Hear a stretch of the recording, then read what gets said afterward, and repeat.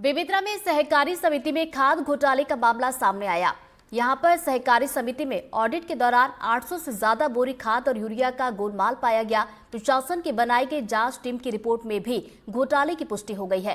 Report के आधार पर सहकारी समिति के प्रबंधक से 7 लाख रुपए की वसूली की गई। योगेश पटेल ने सहकारी समिति में 7 लाख की राशि जमा की है। जिले में किस प्रकार से भ्रष्टाचार का खेल खेला जा रहा है, इसी को समझने के लिए हम बेमेतरा जिले से लगभग 15 किलोमीटर दूर सेवा सहकारी समिति सैगोना आए हुए हैं। अब ये देख सकते हैं कि सेवा सहकारी समिति सैगोना है।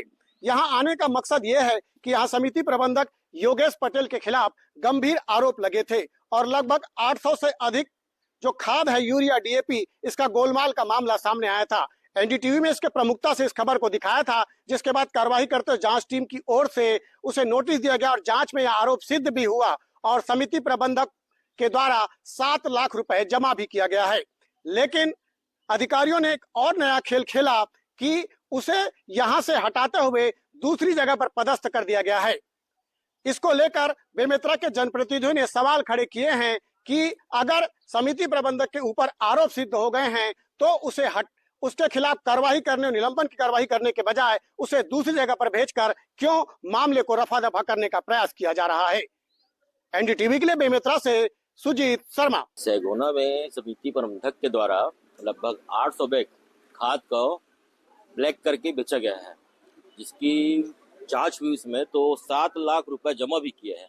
लेकिन जमा होने के बाद अभी तक उसके ऊपर कोई कार्रवाई नहीं हुई है। ये बहुत गंभीर विषय है।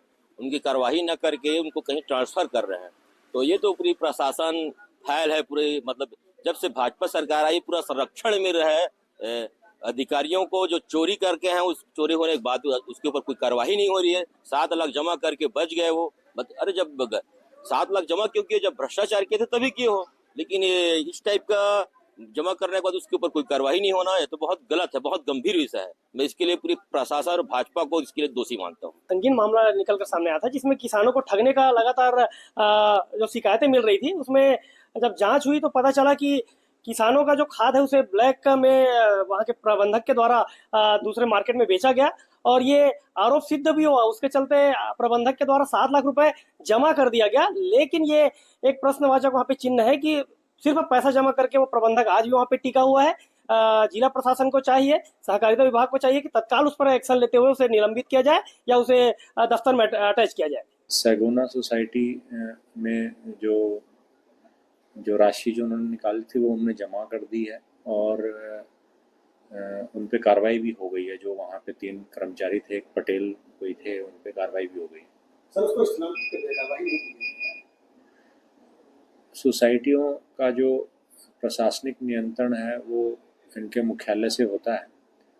मैंने जो यहाँ जो इनके जिला स्तरीय अधिकारी हैं उनको निर्देशित किया था कि उनके ऊपर कठोर कार्रवाई की जाए। मैं एक बार चेक करवाता हूँ कि उसमें क्या स्थिति है।